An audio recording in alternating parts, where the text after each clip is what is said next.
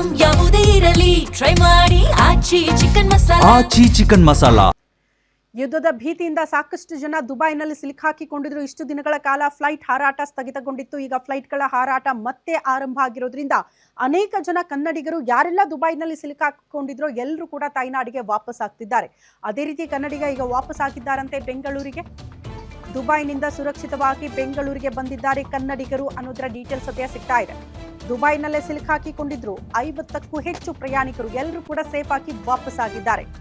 ಶಾರ್ಜಾದಿಂದ ಕೊಚ್ಚಿ ಮೂಲಕ ಬೆಂಗಳೂರಿಗೆ ಬಂದಿಳಿದಿದ್ದಾರೆ ಕನ್ನಡಿಗರು.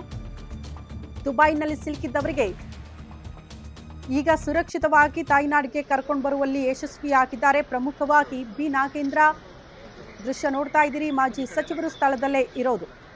ಬಳ್ಳಾರಿ ಮೂಲದವರು ಅನೇಕರು ಹೋಗಿದ್ರು. ಹಾಗಾಗಿ ಕನ್ನಡಿಗರು ಅಲ್ಲಿ ಸಿಲುಕಾಕಿಕೊಂಡಿದ್ರು. ತಮ್ಮ ಶಾಸಕರ ಆದಿಯಾಗಿ ಭರತ್ ರೆಡ್ಡಿ ಅವರ ಆದಿಯಾಗಿ ಮಾಜಿ ಸಚಿವರಿಗೂ ಕೂಡ ಅವರು ಮನವಿ ಮಾಡ್ಕೊಂಡಿದ್ರು, ದಯವಿಟ್ಟು ಸೇಫ್ ಆಗಿ ನಮ್ಮನ್ನ ಕರ್ಕೊಂಡು ಬನ್ನಿ ಅಂತ. ಅದೇ ರೀತಿ ಬಿ ನಾಗೇಂದ್ರ ಅವರೇ ಸ್ಥಳಕ್ಕೆ ಹೋಗಿ ಅವ್ರನ್ನ ವೆಲ್ಕಮ್ ಮಾಡ್ಕೊಂಡಿರುವ ದೃಶ್ಯ ನೋಡ್ತಾ ಇದ್ದೀರಿ. ಸಿಹಿ ಹಂಚೋ ಮೂಲಕ ಅವ್ರನ್ನ ಬರಮಾಡ್ಕೊಂಡಿದ್ದಾರೆ. ದಿನಕ್ಕೆ 2-3 ಸತಿ ಫೋನ್ ಮಾಡ್ತಾ ಇದ್ರು ನಾಗೇಂದ್ರ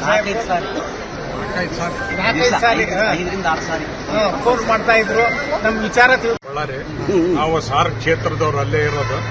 ಈಗ ನಾವು 28ನೇ ತಾರೀಕು ನಮಗೆ ನಾವು ಫ್ಲೈಟ್ ಸಪೋರ್ಟ್